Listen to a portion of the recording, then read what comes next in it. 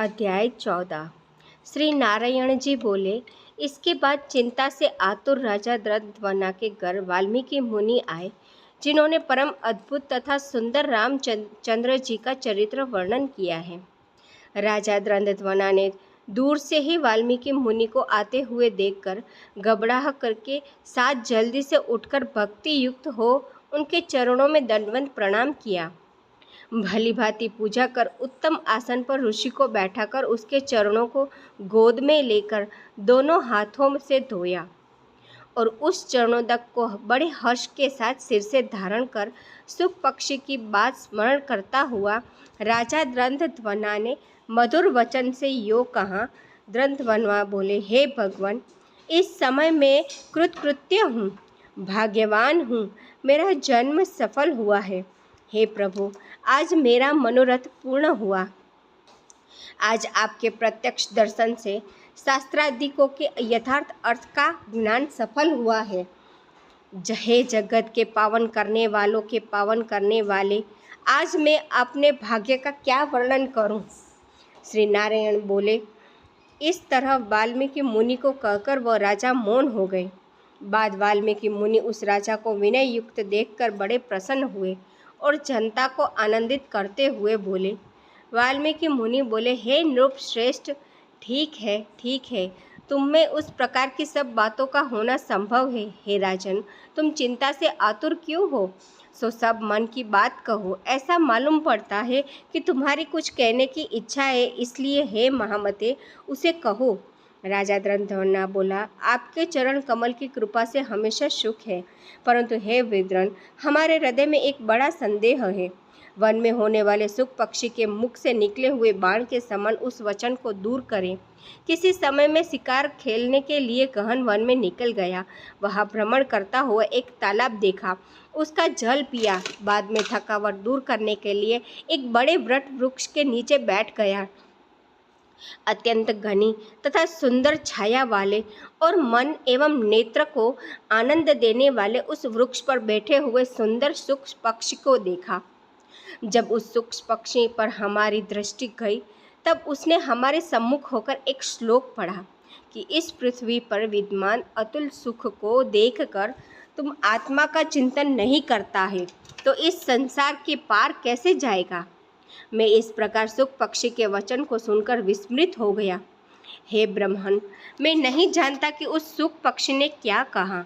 इस हमारे हृदय के संदेह को आप दूर करके योग्य है।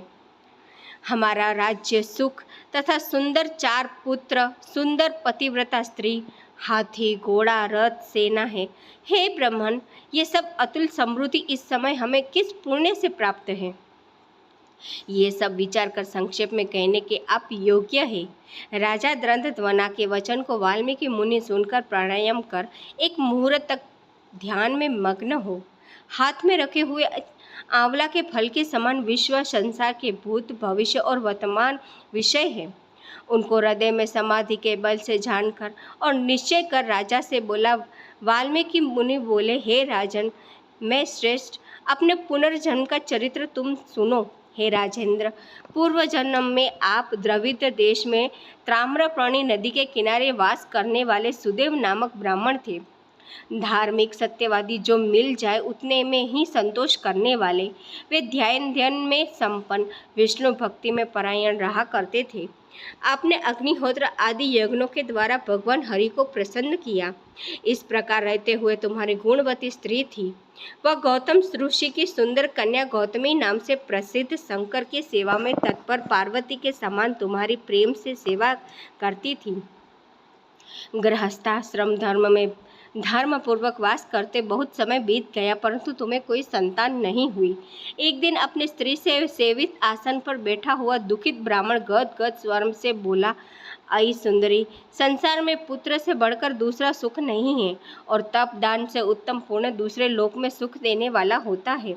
शुद्ध वंश में होने वाली संतान इस लोक में तथा परलोक में कल्याण करने वाली होती है। उस श्रेष्ठ पुत्र के न मिलने से मेरा जीवन निष्फल है। न तो मैंने पुत्र को प्यार किया और न वेद पढ़ने के लिए सोने से जगाया, न तो उसका विवाह किया, इसलिए मेरा जन्म व्यर्थ में चला गया। अभी मेरी मृत्यु हो, मेरे को आयुष्य प्रिय नहीं है। इस प्रकार अपने प्रिय पति का वचन सुन श्री गौतमी खिन्न मन हुई। बात धैर्य धारण करती हुई प्रिय वचन बोलने में चतुर, प्रिय पति के प्रेम में मग्न वह स्त्री अपने पति को समझाने के लिए सुंदर वचन बोली। गौतमी बोली, हे प्राणेश्वर, अब इस तरह तुच्छ वचनों को न कहिए। आपके समान भगवत भक्त विद्वान लोग मोह को प्राप्त नहीं होते हैं। हे विभु, आप सत्य धर्म में तत्पर रहने वाले हो। आपने स्वर्ग को जीत लिया है। हे श्रुव्रत अर्थात हे सुंदर व्रत करने वाले, आप जैसे ज्ञानी को पुत्रों से सुख की प्राप्ति कैसी? अर्थात ज्ञानी पुरुष पुत्रों से होने वाले सुख की इच्छा नहीं करते हैं।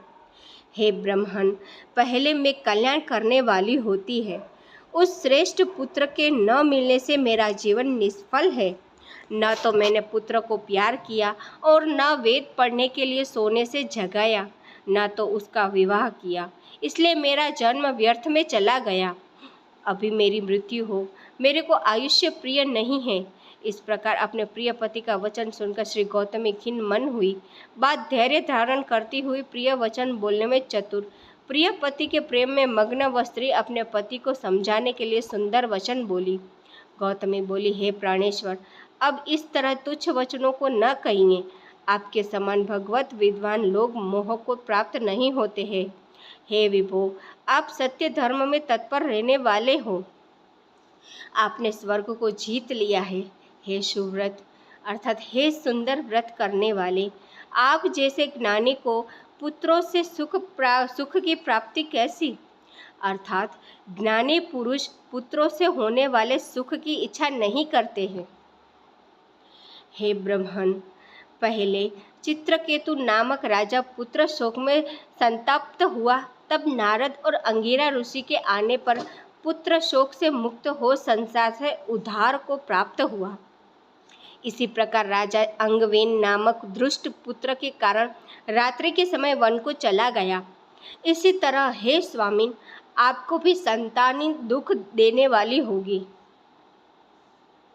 फिर भी हे तपोधन, यदि आपको सत्पुत्र की लालसा है तो प्रसन्नता से जगत के नाथ समस्त अर्थों के दाता हरि भगवान की आराधना करें। हे ब्रह्मण, पहले सांख्याचार्य कर्दम ऋषि ने जिनकी आराधना कर पुत्र को प्राप्त किया, जो कि पुत्र योगियों में श्रेष्ठ कपिल देव नाम से प्रसिद्ध हुआ। ब्राह्मण श्रेष्ठ इस प्रकार अपने धर्म पत्नी के वचन सुनकर तथा निश्चय कर उस पत्नी गौतमी स्त्री के साथ ताम्रपर्णी नदी के तट पर गया। वहां जाकर उस पवित्र तीर्थ में स्नान कर अत्यंत श्रेष्ठ तप करता भया। 5 दिन के बाद सूखे पत्ते तथा जल का आहार करता था। इस प्रकार तप करते उस तपोनिधि सुदेव ब्राह्मण को 4000 वर्ष व्यतीत हो गए।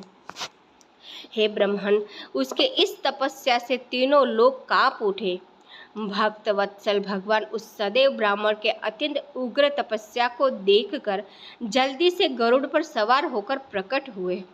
श्री नारायण बोले, नवीन मेघ के समान जगत की रक्षा करने में समर्थ 4 भुजा वाले प्रसन्न मुख मुरारी को देखकर सुदेव शर्मा ब्राह्मण हर्ष के साथ मुकुंद भगवान को साष्टांग प्रणाम करता हुआ बोला।